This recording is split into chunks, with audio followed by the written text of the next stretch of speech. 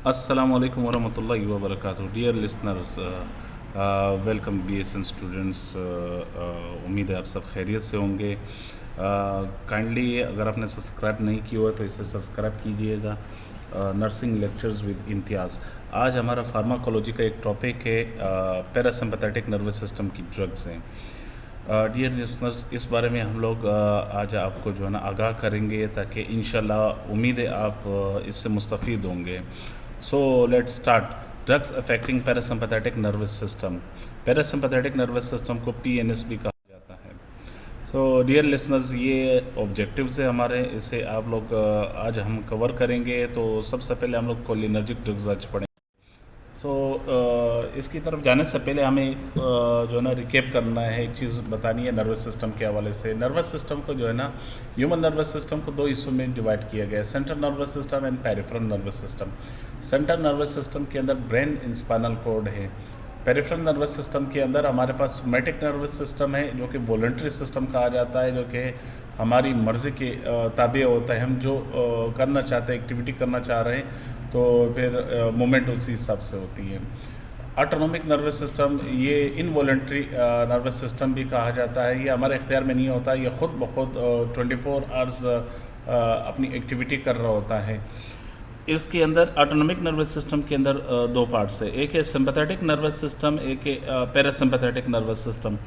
Sympathetic nervous system वो system है जो कि हमारा एक्टिवेट होता है जब हमें फाइट और फ्लाइट की तरफ हमें मूवमेंट कराते हैं। इट मीन्स कि हमारे जिस्म में जब कोई एक्टिविटी तेज़ हो जाती है, तो इस हवाले से सिंपैथेटिक नर्वस सिस्टम अपना किरदार, कलीदी किरदार अदा करती है।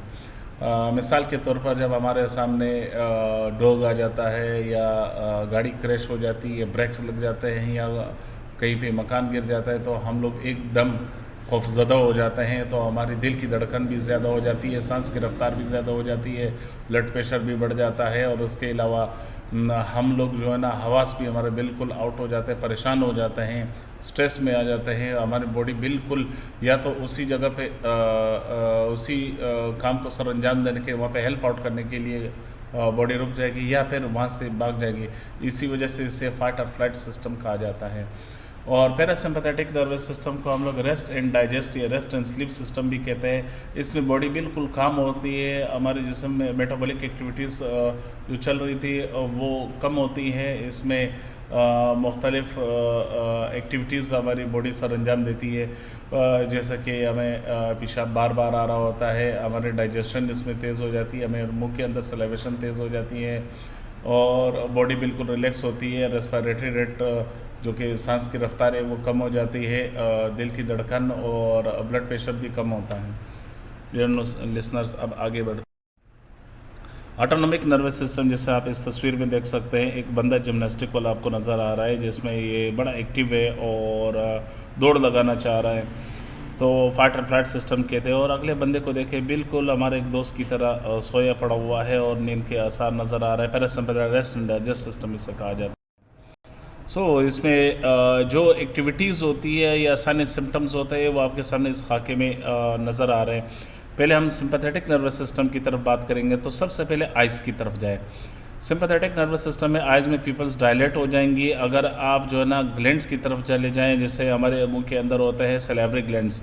सैलिवरी ग्लैंड्स यानी इसमें सिंपैथेटिक नर्वस सिस्टम के अंदर सैलिवरी ग्लैंड्स की जो सिक्रीशन है वो रुक जाती है या कम हो जाती है, inhibit flow of the saliva कहलाई जाती है। दिल की तरफ चले जाते हैं तो हार्ट बीट इसमें इंक्रीज़ हो जाती है। और रेस्पिरेटरी सिस्टम की तरफ, लंग्स की तरफ चले जाए तो कहते हैं कि ब्रोंकाई डायलेट हो जाती है, बहुत ज़्यादा एयर अंदर की जाती है और बार बार इसमें सांस लिया जाता है, जिसे हम कहते हैं रेस्पिरेटरी रेट इंक्रीज़ हो गई। अगर स्टमक की तरफ चले जाएं तो सिंपैथेटिक नर्वस सिस्टम के अंदर स्टमक और इंटेस्टाइन के अंदर क्या होती है, इसमें होती है जो एक्टिविटी होती है हमारी स्टमक की और इंटेस्टाइन की, सिंपैथेटिक नर्वस सिस्टम में वो मदम पड़ जाती है, कम पड़ जाती है, स्लो हो जाती है, और साथ साथ जो पेरिस्टाल्टिक मूवमेंट है वो कम हो जाता है।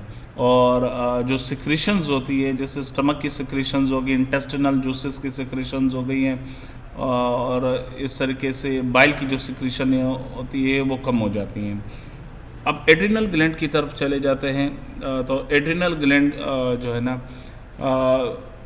इसमें सिक्रेशन शुरू हो जाती है। दो किस्म की सिक्रेशन होती है, एपिनेफ्रिन और नॉर एपिनेफ्रिन। एपिनेफ्रिन को एड्रेनालिन और नॉर एपिनेफ्रिन को नॉर एड्रेनालिन भी कहा जाता है। इसकी सिक्रेशन ज़्यादा होती है और ये अहम रोल अदा करती है। मसाने की तरफ चले जाएं, यानी यूरिनरी ब्लैडर की तरफ, तो यूरिनरी ब्लैडर जो है ना, इसमें जो है ना यूरिनरी ब्लैडर बिल्कुल ही रिलैक्स हो जाता है। तो हमें यूरिन की अर्ज, यानी इसकी यूरिन करने की जो हमें चाहत होती है कि यूरिन करे, तो ये मदम पड़ जाती नहीं होती हमें।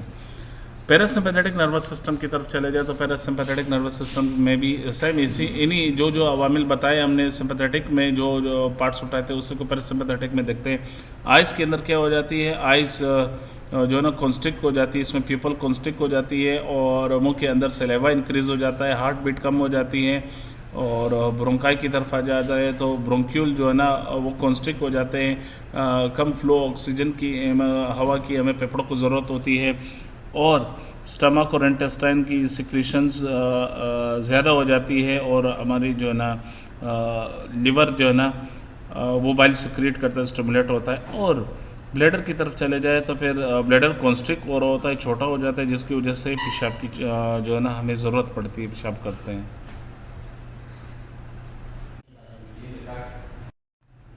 ना स्टूडेंट्स, एक बात याद रखिएगा कि पैरासिम्पैथेटिक नर्वस सिस्टम जो है ना, इसमें न्यूरो ट्रांसमीटर होते हैं।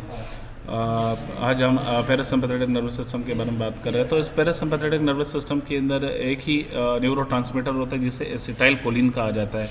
ये एसिटाइल कोलिन जो है ना, ये एक नर्व से दूसरे नर्व को इन्फॉर्मेशन प्रोवाइड करती है। ये नर्व फिर आगे जाती है और मसल्स को भी इन्फॉर्मेशन दे रही होती है।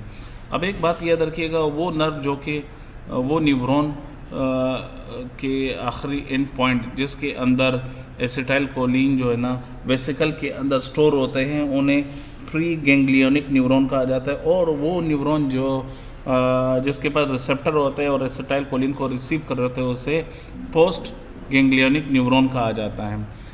एसिटाइल कोलिन एक न्यूरॉन से प्री गैंग्लियोनिक से निकलता है और पोस्ट गैंग्लियोनिक को जब मिलता है तो वहाँ उसके लिए रिसेप्टर होते हैं। वो रिसेप्टर उसे कैच करते हैं तो फिर एक्टिविटी सर अंजाम देते हैं। So acetylcholine is a neurotransmitter. ये एक न्यूरो ट्रांसमीटर है और ये एक नर्व से दूसरी नर्व को इन्फॉर्मेशन प्रोवाइड कर रहे होते हैं, जिसकी वजह से पैरासिम्पैथेटिक नर्वस सिस्टम की एक्टिविटी सर अंजाम होती हैं।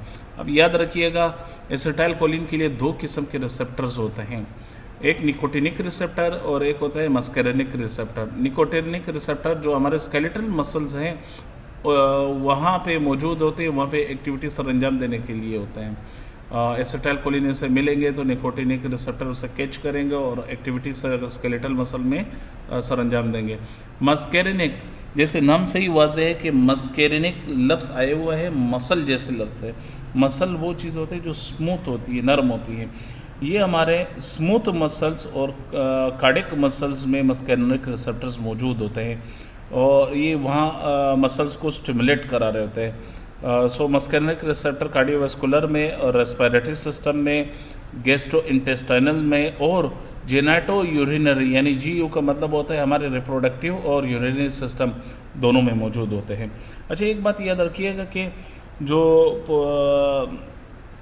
पोस्ट गैंग्लियोनिक न्यूरॉन होते हैं, वहाँ पे जो रिसेप्टर्स होते हैं निकोटिनिक एंड मस्कैरेनिक, वहाँ पे एक और इंजाइम पड़ा हुआ होता है, एक आज़िर होता है, उस इंजाइम का नाम है एसिटाइल कोलिनेस्टरेज। ये जो है ना एक एनिमी के तौर पर रोल अदा कर रहा होता है। जब एसिटाइल कोलिन जा रहा होता है तो ये एसिटाइल कोलिन को ब्रेक कर रहा होता है एसिटाइल कोलिन में, जिसकी वजह से रिसेप्टर्स को एसिटाइल कोलिन पूरा नहीं मिल रहा होता है। So acetylcholine is a enzyme responsible for breaking down of the acetylcholine. ये एक वहीं पे मौजूद हो रहा होता है एसिटाइल कोलिन। अच्छा, एसिटाइल कोलिन रिसेप्टर तो है, लेकिन इसका ब्रेन में क्या काम है स्टूडेंट्स, इसे ख़ास याद रखिएगा क्योंकि आगे हम कुछ डिजीज़ को डिस्कस करेंगे, जैसे मैस्टीनिया ग्रेविस और अल्जाइमर। इससे पहले हमें एसिटाइल कोलिन का पता चले। एसिटाइल कोलिन हमारे ब्रेन से रिलीज़ हो रहा होता है और ये बॉडी के जो हमारी बॉडी है नर्वस सिस्टम के बाहर उसमें रोल तो अदा कर रहा है, हमारी मसल टोन में, हमारे रिलैक्सेशन में, इसमें तो रोल अदा कर रहा है। साथ साथ ब्रेन के अंदर इसका काम क्या है, हमारी थिंकिंग में इसका अहम रोल है, हमारी मेमोरी में इसका बड़ा अहम किरदार है। मेमोरी को वापस निकालने में, जैसे किसी चीज़ को आप याद करना चाह रहे, रिवाइज करना चाह रहे कि ब्रेन में कोई चीज़ पड़ी हुई है, कहीं पे कोई इवेंट आपने पहले देखा हो, उसके बारे में याददाश्त आपको हो, रिमेम्बरेंस, इसमें भी अहम रोल एसिटाइलकोलिन करती है। हमारे स्केलेटल अब जिस्म की तरफ जाए, ब्रेन से हट के हमारे जिस्म के मसल्स की टोन में, उसकी मजबूती में भी रोल अदा कर रही थी, और उसकी काम करने में भी, कारकर्दगी में अहम रोल अदा करती है।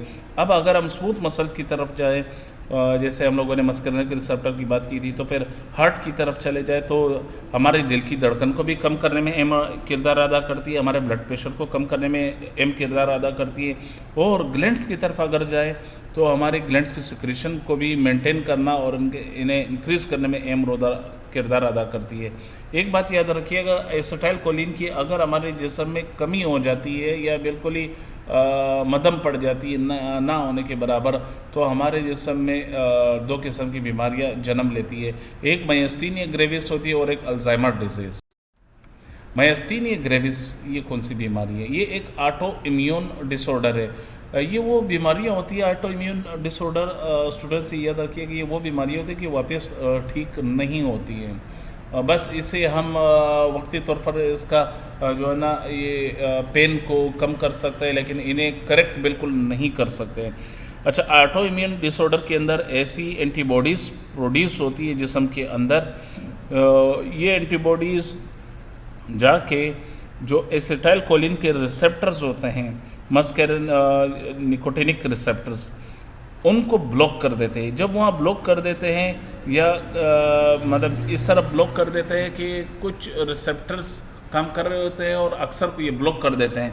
जब ब्लॉक कर देते हैं, ब्लॉक करने के नतीजे में एसिटाइलकोलिन जो है वो अपने रिसेप्टर यानी निकोटिनिक रिसेप्टर के साथ बाइंड कंप्लीटली नहीं होती, कम होती हैं, और आगे जो रिक्वायरमेंट बॉडी को होती है वो पूरी नहीं होती है, जिसकी वजह से हमारे मसल की जो टोन है वो कंप्रोमाइज़ हो जाती है, कमी आ जाती है, हमारा जिस्म बिल्कुल ही ढीला हो जाता है, मसल के अंदर वीकनेस हमें फील होती है। इसी वजह से होता है सीवियर मसल वीकनेस हो जाता है। और साथ साथ जो आई के पास जो मसल्स है, आई के बाहर जो पपूटे हैं इसमें है, तो वो मसल्स भी अपना काम करना बहुत कम हो जाती है, जिसकी वजह से हमारी जो पपूटे हैं जो ऊपर है आंख के ऊपर, तो ये नीचे ड्रॉप होना शुरू हो जाती है और आंख का हमेशा बंद होना मतलब हर वक्त ढकी हुई लग रही होती है, जिससे कहा जाता है आईलिड ड्रॉपिंग। मेडिकली तौर पर इस लफ्ज़ को ठोसिस के नाम से जाना जाता है। अल्जाइमर डिजीज़, अल्जाइमर डिजीज ये है कि इसे नाम दिया जाता है न्यूरो डिजेनरेटिव डिसऑर्डर। न्यूरो यानी न्यूरॉन का, और डिजेनरेटिव यानी दोबारा से जन्म नहीं ले सकती है, ख़राब हो गई अब सही हो नहीं सकती हैं, तो ये हमारे ब्रेन के अंदर होती है न्यूरो डिजेनरेटिव डिसऑर्डर।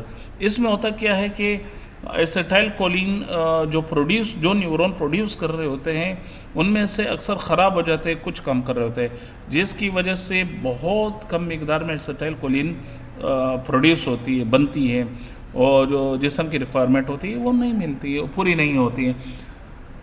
ये जो एसिटाइलकोलिन की कमी हो जाती है ब्रेन के अंदर, इसकी वजह से हमारी कॉग्निटिव यानी सोचने समझने की सलाहियत भी ख़राब हो जाती है, कॉग्निटिव इम्पेयरमेंट इसको कहा जाता है, और साथ साथ हमारी याददाश्त यानी मेमोरी में भी कमी आ जाती है, मेमोरी बहुत कमज़ोर हो जाती है, जिसे कहा जाता है लॉस ऑफ मेमोरी। स्टूडेंट्स, अगर आपको याद हो एसिटाइलकोलिन के बारे में मैंने कहा था कि मसल टोन के लिए, हार्ट बीट के लिए, ब्लड प्रेशर के लिए भी अहम किरदार अदा कर रही है, और साथ साथ ब्रेन में ये कॉग्निटिव एबिलिटी, मेमोरी के लिए, मेमोरी रिट्रीवल के लिए। तो जब ये मसला हो जाता है तो अल्जाइमर में देख सकते हैं cognitive impairment and loss of memory हो जाती है।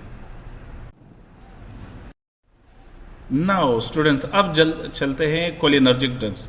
एक बात याद रखिएगा, पैरासिम्पैथेटिक नर्वस सिस्टम की जो ड्रग्स होती है इन्हें पैरासिम्पैथोमाइमेटिक्स भी कहा जाता है, माइमेटिक ड्रग्स भी कहा जाता है,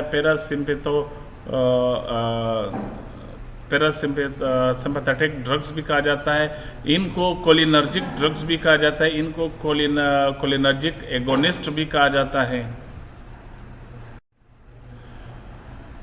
कोलिनर्जिक ड्रग्स, जो वो ड्रग्स जो कि पैरासिम्पैथेटिक नर्वस सिस्टम के ऊपर एक्टिविटी कर रही होती है और वो रोल अदा करती है, ऐसी रोल अदा करती है जैसे पैरासिम्पैथेटिक नर्वस सिस्टम ह्यूमन का कर रहा होता है। इसे कोलिनर्जिक ड्रग्स भी कहा जाता है, पैरासिम्पैथोमाइमेटिक्स भी कहा जाता है। यहाँ पे जो लफ्ज़ कहा है माइमेटिक्स, माइमेटिक मिमिक्स है, मिमिक का मतलब है नकल करना। तो ये बिल्कुल ऐसा नकल कर रहा होता है जैसे एसिटाइल कोलिन कहा जाता है। अच्छा, ये कोलिनर्जिक ड्रग्स की जो है ना जो रोल है, आपको जैसे मैंने कहा था 2 किस्म के रिसेप्टर्स होते हैं, एक निकोटिनिक रिसेप्टर, एक मस्करेनिक रिसेप्टर। ये निकोटिनिक रिसेप्टर को जब स्टिमुलेट करती है, ये हमारे स्केलेटल मसल्स को टोन और उसके फंक्शन में रोल अदा करके दे रही थी।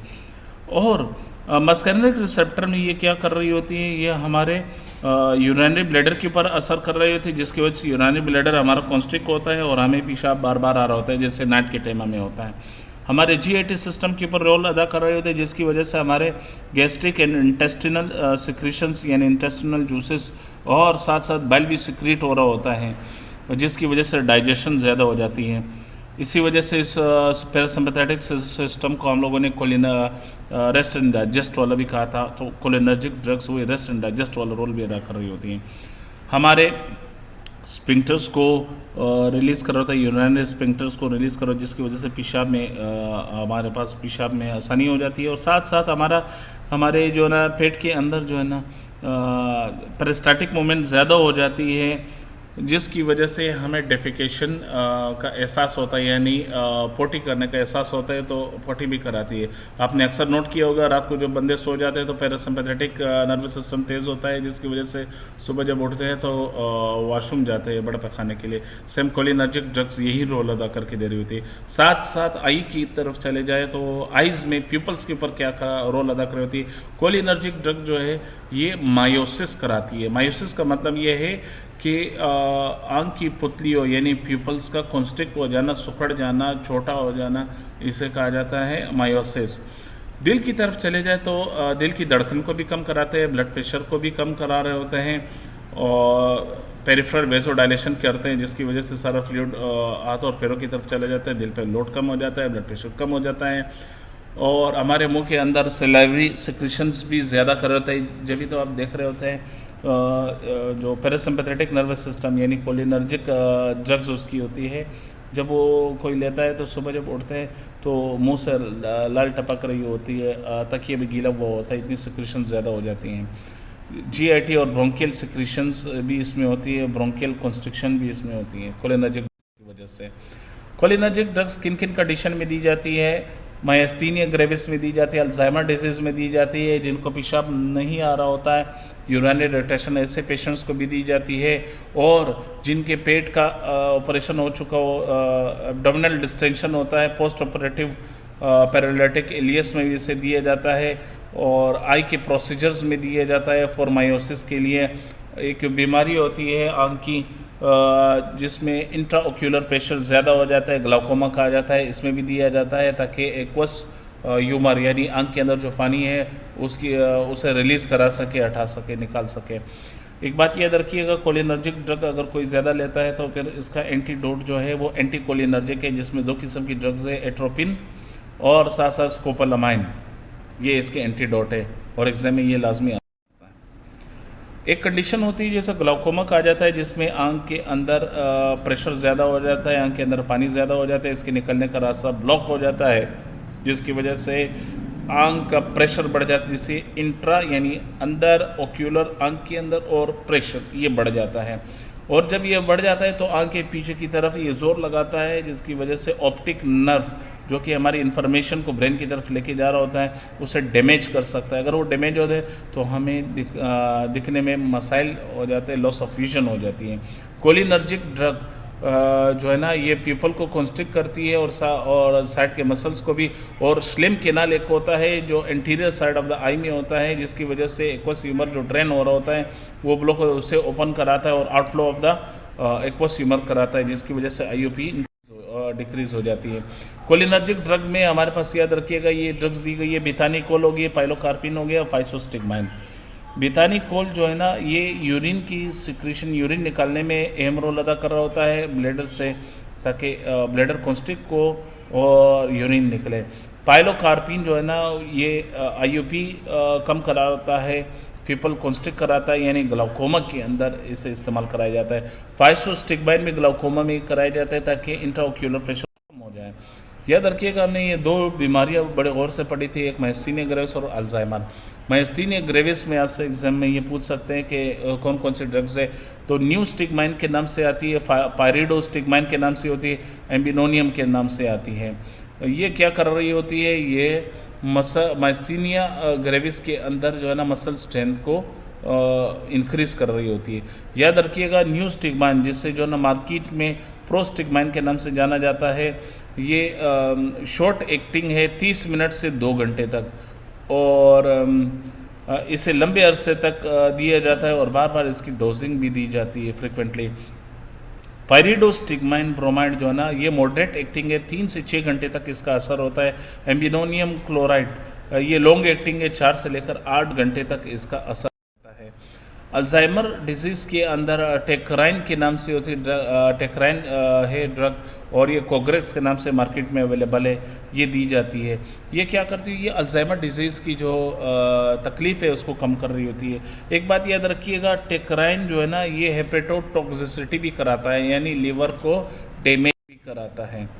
साइड इफ़ेक्ट कोलिनर्जिक ड्रग्स के अंदर है, एब्डोमिनल क्रैम्प्स हो जाएंगे, पेट में मरोड़ शुरू हो जाएंगे, दस्त हो सकते हैं, क्योंकि ये दोनों जो हमारे पास पेरिस्टाल्टिक मूवमेंट ज़्यादा होने की वजह से होता है। एक्सेसिव सेलेवेशन कराते हैं, ये हमारे पास इंक्रीज सेलेवेशन इसी की कोलिनर्जिक ड्रग्स की वजह से होती है। स्वेटिंग करा सकते हैं, चेहरा हमारे पास ऐसा लग रहा है जैसे जल रहा होता है, फ्लशिंग करा सकते हैं, पेशाब बार बार करा सकते हैं, इसमें साइड इफ़ेक्ट में है, और दिखाई देने में बिल्कुल धुंधला सा नज़र आएगा, ब्लर विजन करा सकते हैं। गैस्ट्रिक और इंटेस्टिनल सिक्रेशन ज़्यादा कराते हैं, ब्रोंकोस्पाज्म कराते हैं, हाइपोटेंशन कराते हैं, ब्लड प्रेशर कम, ब्रेडी एरिथमियास करा सकते, कोलिनर्जिक क्राइसिस करा सकते बहुत ज़्यादा। कॉन्ट्राइंडिकेशन और किन हालात में इनको ममनू किया जाता है, यूरिनरी और जीआईटी ऑब्स्ट्रक्शन में इसे ममनू किया जाता है, और जो पेट की जो है ना कंडीशन है जिसमें इन्फ्लामेशन होती है, इन्फ्लामेटरी एब्डोमिनल कंडीशन में इसे ममनू किया जाता है। दमे के मरीज़ों में ममनू होते हैं, और जिनके दिल की बीमारी होती है, कोरोनरी आर्टरी डिजीज़ में भी इसे ममनू किया जाता है। जिनके मैदे में ज़ख़म होता है, पेप्टिक अल्सर डिजीज़, उन लोगों में इसे ममनू किया जाता है। बड़े एहतियात से देना चाहिए। पेशेंट ऐसे मरीज़ जो कि सक्सिनाइल कोलिन मसल रिलैक्सेंट जिन्होंने लिए, उनमें भी ममनू किया जाता है ये ड्रग्स। डियर स्टूडेंट, जज़ाकल्लाह। यहाँ तक ये कोलिनर्जिक ड्रग्स का, एंटी कोलिनर्जिक इंशाल्लाह इसके बाद फिर हम लोग इस बारे में भी डिस्कस करेंगे। फ़ी अमान अल्लाह।